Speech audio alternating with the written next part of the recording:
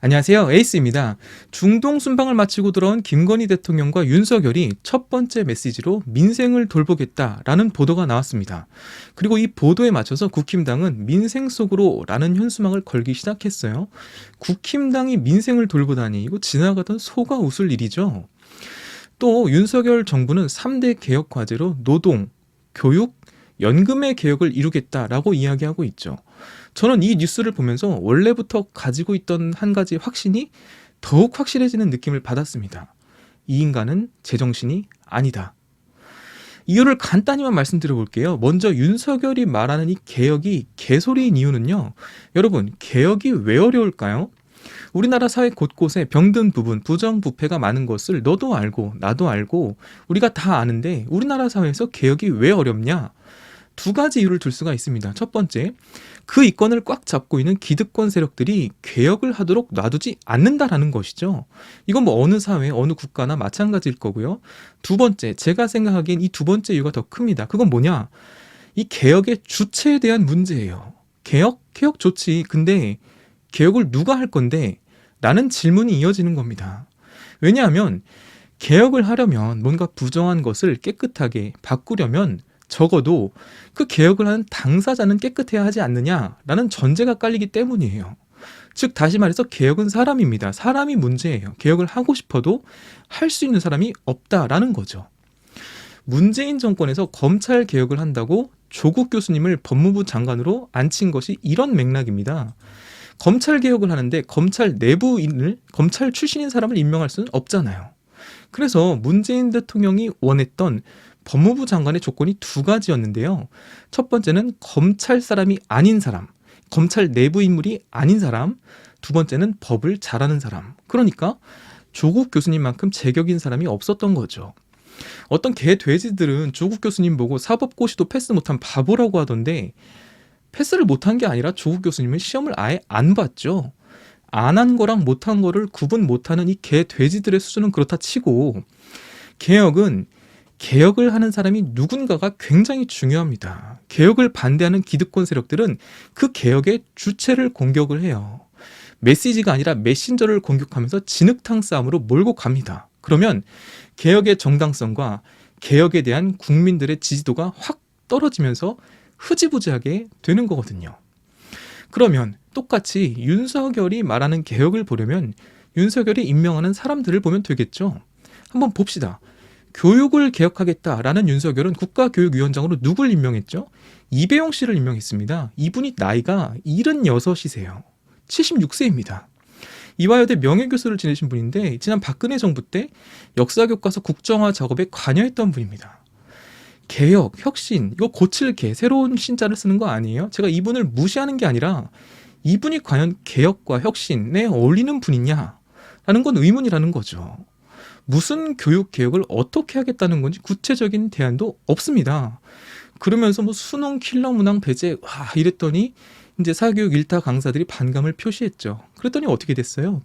그쵸, 이 정부의 특기 있죠. 압박과 린치를 가합니다. 바로 타겟팅으로 일타 강사들 세무조사 들어갔어요.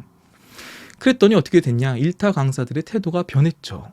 정부의 정책을 비판하던 강사들도 갑자기 박수를 보낸대요.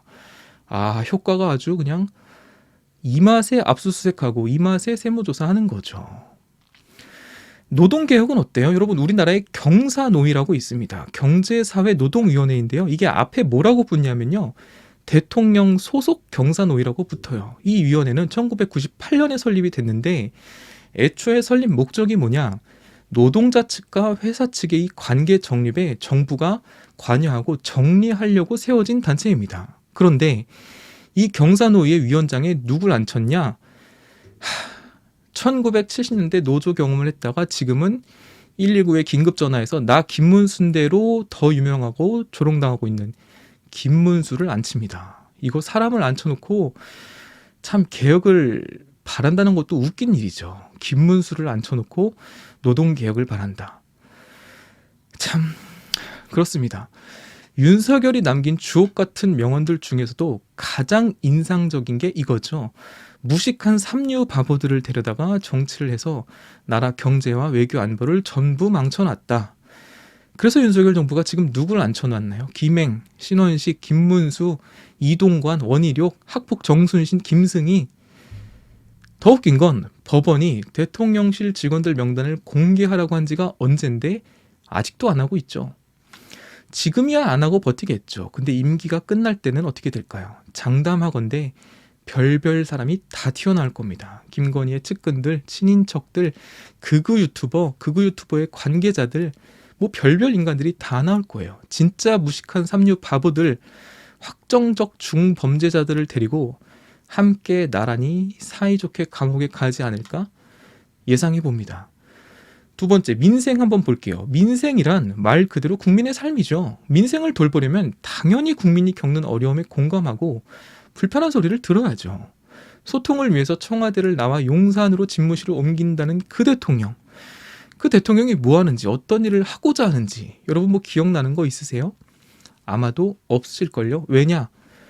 이 정부는 뭘 하는 게 없거든요. 들리는 뉴스는 온갖 뭐 연예계 뉴스, 스포츠 스타들 무슨 가십거리들, 장관들이 하는 헛소리들, 아니면 야당 대표 수사하는 이야기가 다예요. 경제 위기들, 정책적인 어떤 정치 위기들 언론이 다루지 않습니다. 올해 세수가 역대급으로 펑크가 났다고 하죠. 경제 성장률은 일본의 25년 만에 뒤처진다고 해요. 부자 감세, 서민 증세 논란은 계속되고 있고 그 부족한 세수를 어디서 채우냐? 교육과 개발 예산을 줄인다고 하죠. 각 지방자치 예산도 삭감했어요. 근데 이게 또 적법한 절차 없이 삭감된 거라 논란이 되고 있죠. 청년 관련 예산도 크게 삭감했습니다. 그렇게 청년 하면서 청년을 위한다더니 말과 행동이 안 맞는 짓만 하고 있어요. 심지어는 제가 보니까 독도 관련 예산도 삭감하고 있습니다. 일본은 오히려 독도 관련 예산을 증액하고 있는데 이게 과연 국민들을 위하는, 민생을 위하는 정책인가, 이 정부의 방향인가, 기조인가 의심이 되죠. 그런데 말로는 민생을 위한다. 이태원 참사 1주기 시민 추도의 추모 집회가 정치적인 모임이라서 안 간다라는 이 덜 떨어진 대통령이 박정희 추모에는 참석을 했어요. 그리고 지가 잡아놓은 박근혜에게 인사를 합니다. 거긴 정치 모임 아니에요? 뭐 말도 안 되는 짓거리를 하고 있죠. 국민의 어려움은 물론 아픔에도 전혀 공감하지 못하는, 전혀 관심 없는 행보를 보이지만 역시 입으로는 민생 속으로 민생을 돌본다.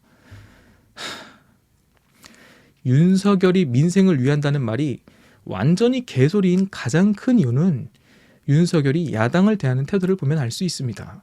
현재 우리나라 제1당은 민주당이고 그 대표는 이재명이에요. 윤석열과 이재명은 대선 당시 표 차이가 0.7%밖에 나지 않았습니다. 그 말은 뭐냐?